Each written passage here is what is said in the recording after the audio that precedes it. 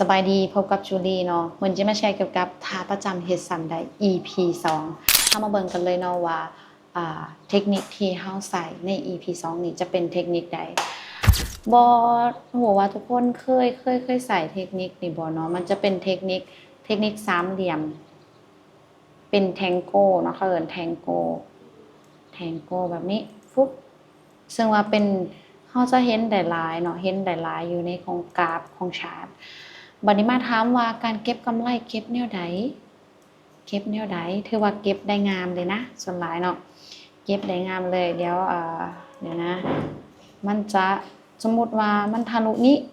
ฟุบบายเลยจ้า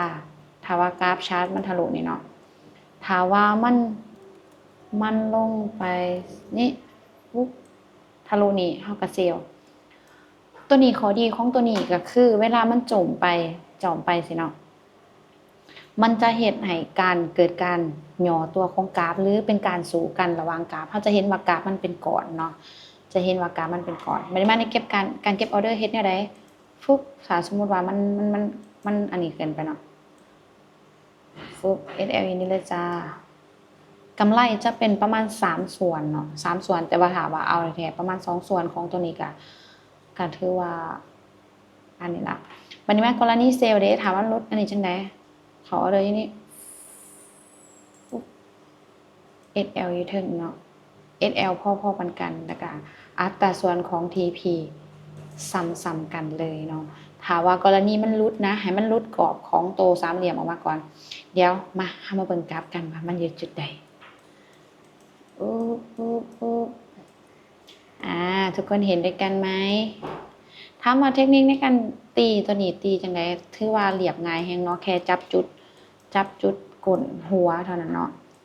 ตัวอย่างตัวนี้มันอาจจะเหลือไปนี่จักหน่อยเนาะนะตัวนี้ก็เห็นเนาะมื้อนั้นก็ได้ออเดอร์นิดนึงตัวนี้เป็นเทคนิคสามเหลี่ยมที่ค่อนข้างว่าเกิดหลายอยู่ในกราฟเห็นบ่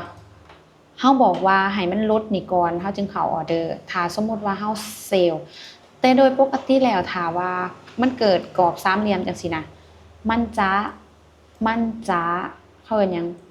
ค่อนข้างว่าเป็นออเดอร์ที่ค่อนข้างงามเพราะว่ามันเกิดการสู้กันแบบค่อนข้างแรงเนาะค่อนข้างแรงอยู่ในกราฟแล้วก็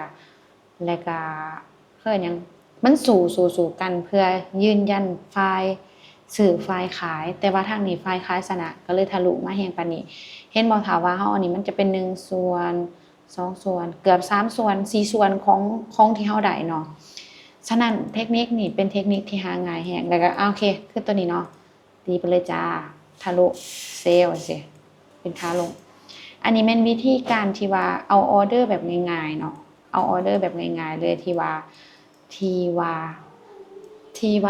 บอกเลยว่าเป็นท่าประจำที่ใส่ได้แล้วทุกคนเด้ใช้เทคนิคใดในการเทรดเนาะสามารถมาคอมเมนต์และแชร์แลกเปลี่ยนกันได้เด้อเนาะแล้วก็อย่าลืมกดไลค์กดแชร์แล้วก็กดติดตามจูลี่ไว้เนาะเพื่อจะบ่พลาดข้อมูลดีๆแบบนี้อีกแล้วเจอกันคลิปหน้าเด้อ